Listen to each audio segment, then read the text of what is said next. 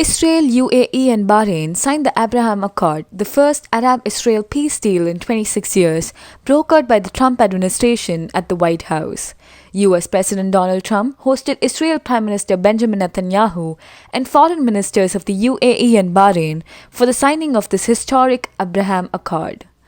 As per the agreements, the UAE and Bahrain will establish embassies, exchange ambassadors, cooperate and work together with Israel across a range of sectors including tourism, trade, healthcare and security. The deal between the UAE and Israel represented a significant breakthrough in diplomatic relations between the two nations.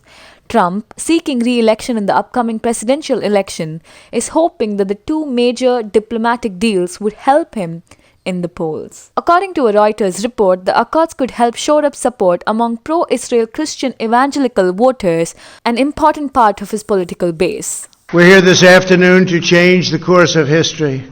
After decades of division and conflict, we mark the dawn of a new Middle East.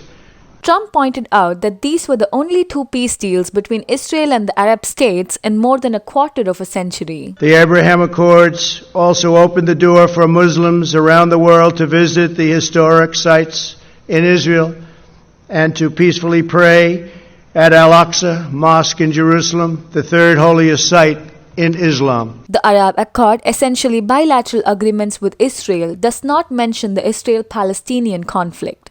Although it cited the need to justly resolve the Israel-Palestinian conflict, but neither specifically mentioned a two-state solution. Netanyahu described the accord as a pivot of history, heralding a new dawn of peace. For thousands of years, the Jewish people have prayed for peace.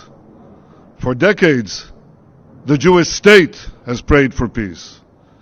And this is why today we're filled with such profound gratitude. Foreign Minister Zayed said that the UAE is witnessing a change in the Middle East, one that gives hope around the world. To read the complete story, click the link in the description box below.